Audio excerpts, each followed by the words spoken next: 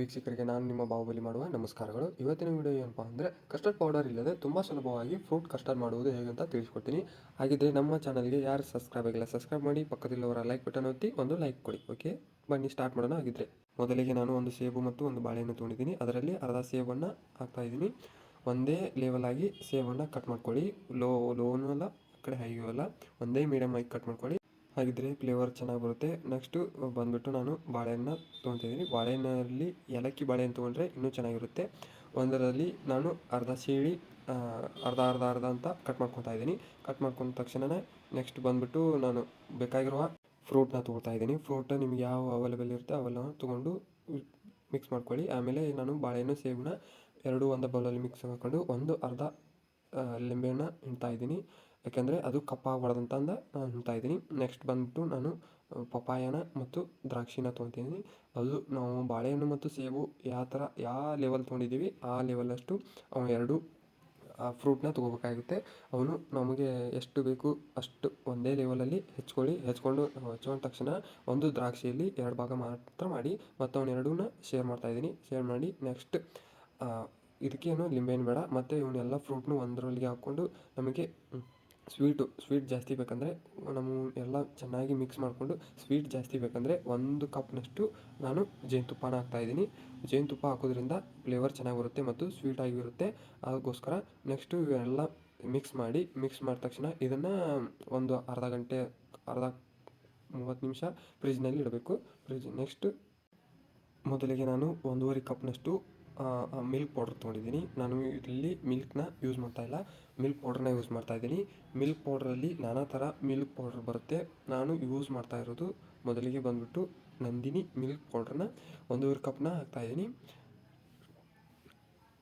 ನೋಡಿ ಫ್ರೆಂಡ್ಸ್, ನಾನು ಯೂಸ್ ಮಾಡ್ತಾ ಇರೋದು ನಂದಿನಿ ಮಿಲ್ಕ್ ಪೌಡ್ರನ್ನ 1.5 ಕಪ್ನ ಹಾಕ್ತಾಯಿದ್ದೀನಿ. ಹಾಕಿದ ತಕ್ಷಣ 1.5 ಗ್ಲಾಸ್ ಅಷ್ಟು ನೀರನ್ನು ಹಾಕ್ಕೊಳ್ಳಿ.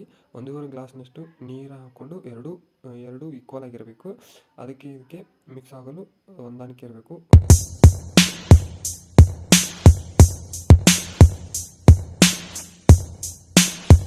ಅದನ್ನು ನಾನು ಸ್ಪೂನಲ್ಲಿ ಅಥವಾ ಬಟರ್ನಲ್ಲಿ ಮಿಕ್ಸ್ ಮಾಡಿದ್ರೆ ನಡೆಯುತ್ತೆ. ಬಟರ್ನಲ್ಲಿ ಮಿಕ್ಸ್ ಮಾಡೋದ್ರಿಂದ ಏನಾಗುತ್ತೆ ಅಂದರೆ ಅಂದರೆ ಬಬಲ್ಸ್ ಎಲ್ಲ ಹೊಡೆಯುತ್ತೆ ಮತ್ತು ಗಂಟಾಗಲ್ಲ. ಹಿಟ್ಟು ಒಂದೇ ಫ್ಲೇವರಾಗಿ ಚೆನ್ನಾಗಿ ಬರುತ್ತೆ. ನೋಡಿ ಫ್ರೆಂಡ್ಸ್, ನೋಡಿ ಈ ಥರ ಮಿಕ್ಸ್ ಮಾಡಿದರೆ ಚೆನ್ನಾಗಿ ಬರುತ್ತೆ. ಮಿಕ್ಸ್ ಮಾಡಿದ ತಕ್ಷಣವೇ ನಾವು ಬಬಲ್ಸ್ ಎಲ್ಲ ಹೊಡಿದ ತಕ್ಷಣವೇ ನಾವು ಸ್ಟವ್ ಮೇಲೆ ಹಚ್ಚಿ ಅದನ್ನು ಸರಿಯಾಗಿ ಕಾಯಿಸ್ಬೇಕು. ನೋಡಿ, ಇನ್ನೂ ಬಬಲ್ಸ್ ಹೊಡೆದಿಲ್ಲ, ಅದಕ್ಕೆ ನಾನು ಮಿಕ್ಸ್ ಮಾಡ್ತಾಯಿದ್ದೀನಿ.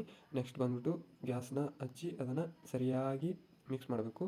ಮಿಕ್ಸ್ ಮಾಡಿದ ತಕ್ಷಣ ನಮಗೆ ಎಷ್ಟು ಶುಗರ್ ಬೇಕು ನೋಡು, ನಾವು ಹಾಕಿರೋ ಅಳತೆ ಮೇಲೆ 1.5 ಕಪ್ನ ನಾನು ಹಾಲಿನ ಪೌಡ್ರು ಯೂಸ್ ಮಾಡೋದಕ್ಕೆ ನಾನು 1 ಕಪ್ನಷ್ಟು ಸಕ್ಕರೆನ ಯೂಸ್ ಮಾಡ್ತಾಯಿದ್ದೀನಿ. ಸಕ್ಕರೆನ ಯೂಸ್ ಮಾಡೋದ್ರೆ ನಮಗೆ ಶುಗರು ಭಾಳ ಆಗಲ್ಲ. ಅದಕ್ಕೆ ನೆಕ್ಸ್ಟ್ ಬಂದುಬಿಟ್ಟು ಅದನ್ನು ಅರ್ಧ ತಾಸು ಕುದಿಸಿದ ತಕ್ಷಣವೇ ಅದಕ್ಕೆ ನಾವು ಒಂದು ಅರ್ಧ ಕಪ್ನಷ್ಟು ಮತ್ತು ಹಾಲಿನ ಪೌಡ್ರನ್ನ ಮಿಕ್ಸ್ ಮಾಡ್ಕೋಬೇಕು.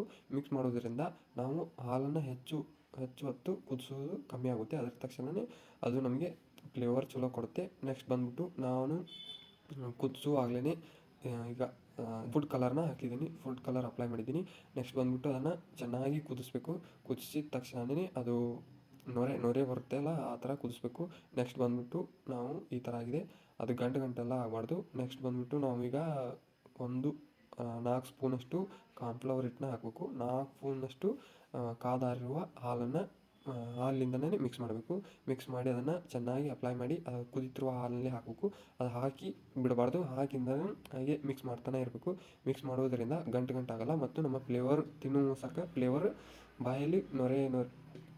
ಬಾಯಲ್ಲಿ ಚೆನ್ನಾಗಿ ಫ್ಲೇವರ್ ಕೊಡುತ್ತೆ. ನೆಕ್ಸ್ಟ್ ಬಂದುಬಿಟ್ಟು ಅದೇ ನೆಕ್ಸ್ಟ್ ಬಂದುಬಿಟ್ಟು ನಾವು ಹಾಲನ್ನು ಲೋ ಫ್ಲೇಮಲ್ಲಿ ಕುದಿಸ್ಬೇಕು. ಕುದಿಸಿದ ತಕ್ಷಣ ನಾವು ಹೇಗೆ ತಿರುಗಿಸ್ತೀವಿ ಆ ಥರನೇ ಗಟ್ಟಿ ಆಗ್ತಾನೇ ಇರುತ್ತೆ.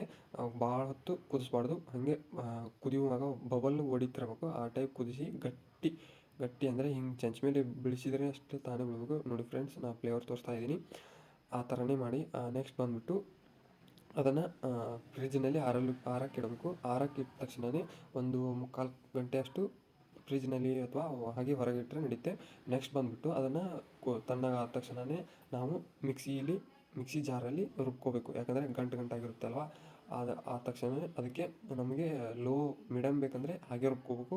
ಇಲ್ಲ ನಮಗೆ ಒಂದು ಸ್ವಲ್ಪ ತಿಳು ಬೇಕಂದರೆ ಅದಕ್ಕೆ ನೀರನ್ನು ಹಾಕಬೇಡಿ, ಹಾಲನ್ನು ಅಪ್ಲೈ ಮಾಡಿ ರುಬ್ಕೊಂಡು ಆಮೇಲೆ ನೀವು ಫ್ರಿಜ್ಜಿನಲ್ಲಿ ಇಟ್ಟಿರುವ ಎಲ್ಲ ಫ್ರೂಟ್ಸ್ನ ಕಟ್ ಮಾಡಿರೋದನ್ನು ನಿಮಗೆ ಯಾವ ಥರ ಬೇಕು, ನಮಗೆ ಫ್ರೂಟ್ಸ್ ಮೇಲಷ್ಟೇ ಬೇಕಂದರೆ ಮೇಲಷ್ಟೇ ಹಾಕೋಬೋದು. ಇಲ್ಲಾಂದರೆ ಇಲ್ಲ ಅಪ್ಲೈ ಮಾಡಿ ಪೂರ್ತಿ ಮಿಕ್ಸ್ ಮಾಡಿ ನಾವು ಯೂಸ್ ಮಾಡ್ಕೋಬೇಕಂದ್ರೆ ಪೂರ್ತಿನ ಯೂಸ್ ಮಾಡ್ಕೊಳ್ಳಿ. ಓಕೆ, ಮಿಲ್ಕ್ ಇಲ್ಲದೆ, ವೆನಿಲಾ ಇಲ್ಲದೆ ಮತ್ತು ಕಸ್ಟರ್ಡ್ ಪೌಡರ್ ಇಲ್ಲದೆ ಸುಲಭವಾಗಿ ಫ್ರೂಟ್ ಕಸ್ಟರ್ಡ್ ಮಾಡೋದು ಹೇಗಂತ ತಿಳಿಸ್ಕೊಟ್ಟಿದ್ದೀನಿ. ಮುಂದಿನ ಚಾನಲ್ನಲ್ಲಿ ಮತ್ತೆ ಸಿಗ್ತೀನಿ. ಅಲ್ಲಿವರೆಗೂ ನಮ್ಮ ಚಾನಲ್ನ ಯಾರು ಸಬ್ಸ್ಕ್ರೈಬ್ ಮಾಡಿಲ್ಲ ಸಬ್ಸ್ಕ್ರೈಬ್ ಮಾಡಿ, ಲೈಕ್ ಬಟನ್ ಒತ್ತಿ, ಪಕ್ಕದಲ್ಲಿರುವ ಬೆಲ್ ಅನ್ನು ಒತ್ತಿ. ಓಕೆ, ಟೇಕ್ ಕೇರ್, ಬಾಯ್.